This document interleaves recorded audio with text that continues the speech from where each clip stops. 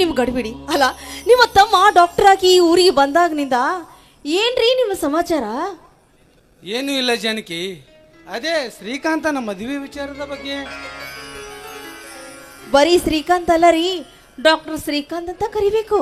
ಓಹೋ, ಮೈದನ ಮೇಲೆ ಎಷ್ಟೊಂದು ಅಕ್ಕರೆ ಕಣೆ ನಿನಗೆ. ಅಲ್ಲ ರೀ, ಇದಕ್ಕಿಂತ ಸಂತೋಷ ಮತ್ತೇನಿದೆ? ನೀವು ನನ್ನ ಆದರ್ಶ ರೈತ, ಇನ್ನು ನನ್ನ ಮೈದುನ ಒಬ್ಬ ಡಾಕ್ಟರ್.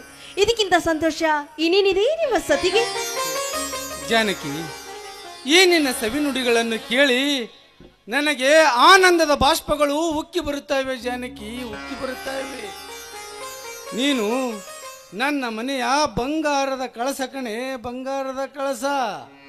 ಗಂಡನ ದುಃಖದಲ್ಲಿ ಸಹಭಾಗಿಯಾಗಿ ಈ ಸಂತೋಷ ಎಂಬ ಸಾಗರ ದಾಟಿದಾಗಲೇ ಈ ಸಂಸಾರ ಸುಗಮವಾಗಿ ಸಾಗುವುದು. ದಿನಾಲು 106 ಆಳುಗಳನ್ನು ದುಡಿಸಿಕೊಳ್ಳುವ ನಾವು ಇಂದು ಬೇರೆಯವರ ಹೊಲದಲ್ಲಿ ಹೋಗಿ ಕೆಲಸ ಮಾಡುವುದನ್ನು ನೋಡಿದರೆ ನನ್ನ ಮನಸ್ಸಿಗೆ ಸಂಕಟವಾಗ್ತಾ ಇದೆ. ಜಾನಕಿ, ಸಂಕಟವಾಗ್ತಾ ಇದೆ. ಸ್ವಾಮಿ, ಹಿರಿಯರು ಒಂದು ಮಾತನ್ನ ಹೇಳಿದ್ದಾರೆ. ಅದೇನಂದ್ರೆ, ದುಡ್ದವರಿಗೆ ದುಃಖವಿಲ್ಲ, ಸೋಮಾರಿಗೆ ಸುಖವಿಲ್ಲ ಎಂದು.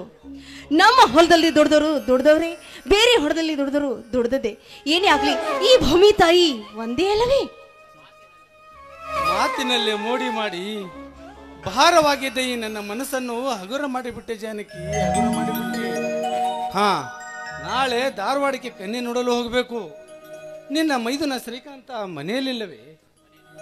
ಅದೇ ರೀ, ಮನೆಯಲ್ಲಿ ಕುಳಿತು ತುಂಬಾ ಬೇಜಾರಾಗಿದೆ ಅಂತ ಗೆಳೆಯನ ಮನೆಗೆ ಹೋಗಿದ್ದಾನೆ. ಇನ್ನೇನು ಬರ್ಬೋದು ರೀ. ನಿಮ್ಮ ತಮ್ಮ ಬಂದೇ ಬಿಟ್ಟ?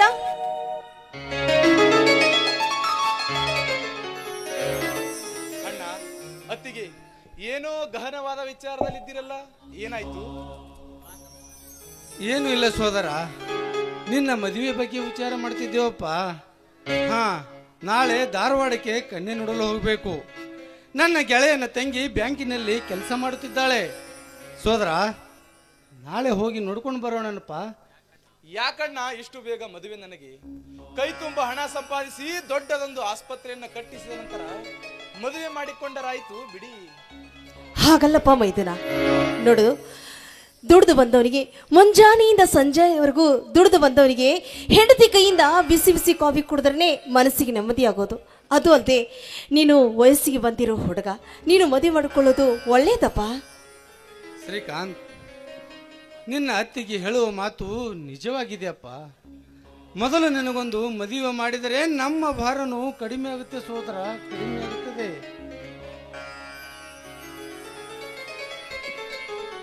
ನಮಸ್ಕಾರ ಹಿರಿಯರಿಗೆ. ಓಹೋ, ನಮಸ್ಕಾರ ನಿಂಗಜ್ಜಿ ಅವರಿಗೆ. ಈ ನಿಮ್ಮ ಚಿಕ್ಕ ದಣಿಯರಿಗೆ ಸ್ವಲ್ಪ ತಿಳಿಸಿ ಬುದ್ಧಿ ಹೇಳಬಾರ್ದೆ? ಮದುವೆ ಬೇಡವಂತ ಹೇಳ್ತಿದ್ದಾನೆ. ಅಲ್ಲ ದಣಿ, ಕಲಿತವರಾದ ಡಾಕ್ಟರ್ ಸಾಹೇಬರಿಗೆ ನಾನು ಬುದ್ಧಿ ಹೇಳುವುದೇ? ಮೇಲಾಗಿಯೂ ನಾನು ನಿಮ್ಮ ಮನೆಯ ಕೆಲಸದವನು. ಯಾಕ್ರಿ ದಣಿ, ಮದುವೆ ಏಕೆ ಬೇಡ ಅನ್ನುವ್ರಿ? ನಿಮಗೆ ಗೊತ್ತಿದೆಯಲ್ಲ ನಿಂಗಜ್ಜ, ನನ್ನ ಓದಿಗಾಗಿ ನನ್ನ ಅಣ್ಣ ಸಾಕಷ್ಟು ಆಸ್ತಿಯನ್ನು ಮಾಡಿದ್ದಾರೆ. ಅದನ್ನೆಲ್ಲ ತೀರಿಸಿದ ಮೇಲೆ ದೊಡ್ಡದೊಂದು ಆಸ್ಪತ್ರೆಯನ್ನು ಕಟ್ಟಿಸಿದ ನಂತರ ಮದುವೆ ಮಾಡಿಕೊಳ್ಳುತ್ತೇನೆ. ಹೌದು ಸ್ವಾಮಿ, ಈ ನನ್ನ ಮೈದನ ಹೇಳುತ್ತಿರುವುದು ಸತ್ಯವಾಗಿದೆ. ನನಗೂ ಈ ರಾಮಾಪುರದಲ್ಲಿ ಒಂದು ಆಸ್ಪತ್ರೆ ಕಟ್ಟಿಸ್ಬೇಕನ್ನೋ ಆಸೆ ಆಗಿದ್ದೀರಿ. ಅಲ್ಲ ಜಾನಕಿ, ಈಗ ಅಷ್ಟೊಂದು ಹಣ ಇಲ್ವಲ್ಲ ಜಾನಕಿ, ಹೇಗೆ ಮಾಡೋದು? ಅದಕ್ಕೆ ನಾನು ಹೇಳುವುದು, ಮೊದಲು ಹಣ ಸಂಪಾದಿಸಿ ಆಸ್ಪತ್ರೆಯನ್ನ ಕಟ್ಟಿಸಿದ ನಂತರ ಮದುವೆ ಮಾಡಿಕೊಂಡರಾಯ್ತು. ರೀ, ನನ್ನದೊಂದು ಉಪಾಯವಿದೆ. ಅದೇನು ಅಂದ್ರೆ, ನನ್ನ ತವರು ಮನೆಯಲ್ಲಿ ನನ್ನ ಮದುವೆಗೆ 10 ತೊಲಿ ಬಂಗಾರ ಹಾಕಿದ್ದಾರಲ್ಲ, ಆ ಬಂಗಾರವನ್ನ ಬ್ಯಾಂಕ್ನಲ್ಲಿ ಒತ್ತೆ ಇಟ್ಟು ಆಸ್ಪತ್ರೆಯನ್ನ ಕಟ್ಸೋಣ ರೀ. ಏನಂತೀರಾ? ಬೇಡ ಅತ್ತಿಗೆ, ಬೇಡ. ತವರು ಮನೆಯವರು ನಿಮಗೆ ಪ್ರೀತಿಯಿಂದ ಕೊಟ್ಟಿರುವರು. ಬೇಕಾದರೆ ನನ್ನ ಗೆಳೆಯರ ಹತ್ತಿರ ಸಾಲ ತೆಗೆದುಕೊಂಡು ಬಂದು ಆಸ್ಪತ್ರೆಯನ್ನ ಕಟ್ಟಿಸುತ್ತೇನೆ. ನೋಡಪ್ಪ ಮೈದನ, ಹಾಗೆಲ್ಲ ಮಾತನಾಡಬೇಡ. ನೋಡು, ನಿನ್ನ ಭವಿಷ್ಯಕ್ಕಾಗಿ ಈ 10 ತೊಲೆ ಬಂಗಾರ ನಾನೇನು ಮಾಡಲಿ ತೆಗೆದುಕೊಂಡು. ನಿನ್ನ ಭವಿಷ್ಯಕ್ಕಾಗಿ ಈ ಬಂಗಾರ ನನಗೆ ದೊಡ್ಡದಲ್ಲಪ್ಪ, ದೊಡ್ಡದಲ್ಲ. ನೋಡು, ಅದು ಈ ಹಿರಿಯರು ಮಾಡುವ ಕರ್ತವ್ಯವಿದು.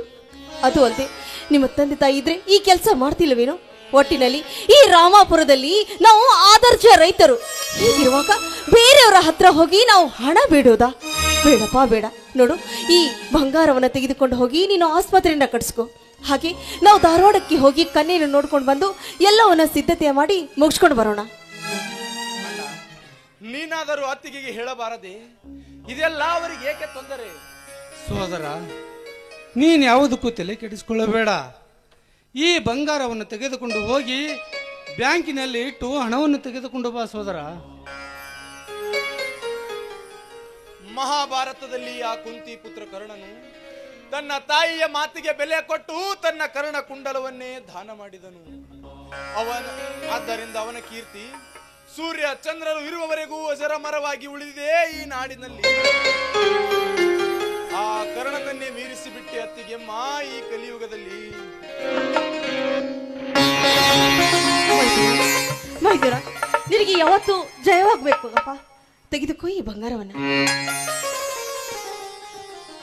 ಶ್ರೀಕಾಂತ್, ನೀನು ಬ್ಯಾಂಕಿಗೆ ಹೋಗಿ ಬಾ. ನಾನು ಜ್ಯೋತಿಷರ ಬಳಿ ಹೋಗಿ ನಿನ್ನ ಮುಹೂರ್ತದ ಬಗ್ಗೆ ವಿಚಾರಿಸ್ಕೊಂಡು ಬರ್ತೀನಪ್ಪ. ಆಯ್ತು ಅಣ್ಣ, ಹಾಗೆ ಆಗಲಿ. ಆಯ್ತು, ಹೋಗಿ ಬಾ ಸೋದರ. ಜಾನಕಿ, ನಾವು ಇಷ್ಟೊಂದು ಮಾತನಾಡುತ್ತಿದ್ದರೂ ಈ ನಿಂಗಜ್ಜ ಮಾತ್ರ ಹೀಗೆ ಬೆಪ್ಪನಾಗಿ ನಿಂತಿದ್ದಾನೆ. ಅಲ್ಲ ದಣಿ, ನಿಮ್ಮಂತ ಹಿರಿಯರು ಮಾತನಾಡುವಾಗ ನಮ್ಮಂತ ಕಿರಿಯರು ಮಾತನಾಡುವುದು ಸರಿಯೇ ದಣಿ. ಅಷ್ಟೇ ಅಲ್ಲದೆ ಜಾನಕಿ ಅಮ್ಮನವರು ಮಾಡಿದಾಗ ಸಾಮಾನ್ಯವಾದುದಲ್ಲ. ನಿಮ್ಮ ಮನೆಯ ಬಂಗಾರದ ಕಳಸವಿದ್ದ ಹಾಗೆ ನಿಮ್ಮಂತವರ ಮನೆಯಲ್ಲಿ ದುಡಿಯುವುದು ನನ್ನ ಪುಣ್ಯ ದಣಿ, ನನ್ನ ಪುಣ್ಯ. ನಿಂಗಜ್ಜ ಮಾತಿನಲ್ಲಿ ಬಲು ಛತ್ರನು ನನ್ನಪ್ಪ. ಹಾ, ಆದಷ್ಟು ಬೇಗ ನಾಳೆ ಕನ್ಯೆ ನೋಡಲು ಹೋಗಬೇಕು. ಬೇಗ ಮನೆ ಕಡೆಗೆ ಬಂದ್ಬಿಡಪ್ಪ ನಿಂಗಜ್ಜ. ಆಯ್ತು ದಣಿ, ಹೋಗಿ ಬಾ ನಿಂಗಜ್ಜ. ಜಾನಕಿ, ನಾನು ಕೂಡ ಜ್ಯೋತಿಷರ ಬಳಿ ಹೋಗಿ ಮುಹೂರ್ತದ ಬಗ್ಗೆ ವಿಚಾರಿಸ್ಕೊಂಡು ಬರ್ತೀನಿ. ಬರುವ ತನಕ ಬಿಸಿ ಬಿಸಿಯಾದ ಜೋಳದ ಪಾನವನ್ನು ತಯಾರಿಸು. ನನ್ನ ತಮ್ಮ ಶ್ರೀಕಾಂತ್ ಬಂದ ತಕ್ಷಣ ಎಲ್ಲರೂ ಸೇರಿ ಊಟ ಮಾಡಿದ್ರಾಯ್ತು. ಆಯ್ತು ರೀ, ಹೋಗ್ ಬನ್ನಿ. ಈ ಪತಿರಾಯನ ಮಾತು ಮೀರುದುಂಟ? ಹೋಗ್ ಬನ್ನಿ. ಹೋಗಂದ್ರೆ ಹಾಗೆ ಹೇಗೆ ಹೋಗೋದೆ? ಮತ್ತೆ ಏನ್ ಬೇಕು ನಿಮಗೆ? ಅಲ್ಲ, ಈ ನಿನ್ನ ಸವಿ ನುಡಿಯಿಂದ ಒಂದು ಹಾಡನ್ನು ಹಾಡಿ ನನ್ನ ಮನೆ ತಣಿಸಬಾರದೆ ರೀ? ಯಾರಾದ್ರೂ ನೋಡಿದ್ರೆ ಏನಂದಾರು? ಇಲ್ಲಿ ಯಾರು ಇಲ್ಲ ಜಾನಕಿ. ನೀನು ನಾನು ಏನ್ ಮಾಡ್ತೀನಂತ ಇಲ್ಲೆಲ್ಲ ಕೂತ್ ಜನರು ನೋಡಕ್ಕೆ ಬಂದಾರ. ನೋಡ್ತಾರಂತ ಅವ್ರು ಹೇಳ್ದಾಗೆ ಮಾಡೋಣವ, ಬೇಡ ತಾನೆ? ಅಲ್ಲ ಜಾನಕಿ, ಮನೆ ಮೆಚ್ಚಿದ ಹುಡುಗಿ ಪಕ್ಕದಲ್ಲಿರುವಾಗ ಬೇಡವಂತ ಹೇಳ್ಬೋದು. ಆಯ್ತು ರೀ, ನಿಮ್ ಇಷ್ಟದಂತೆ ಆಗ್ಲಿ. ಆಯ್ತಾ? ನಂದಲವೇ ನೀ ಬಾರೆ,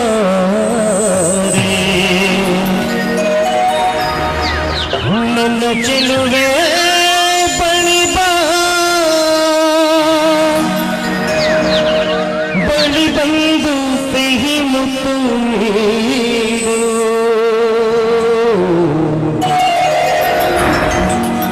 ಸಿಹಿ ಮುತ್ತಿನ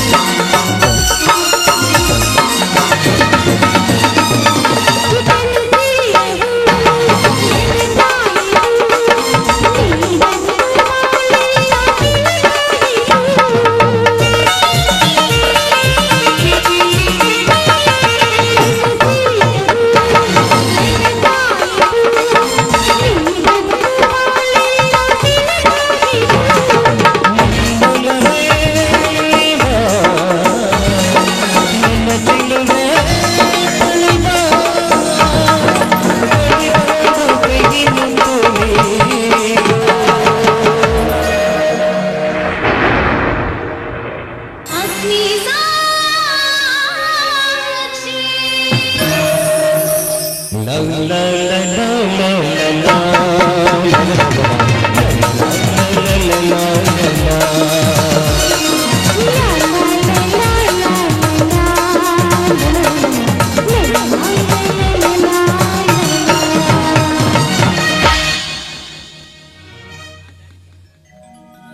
ಜಾನಕಿ, ನಾನು ಜ್ಯೋತಿಷರ ಬಳಿ ಹೋಗಿ ಬರುತ್ತೇನೆ.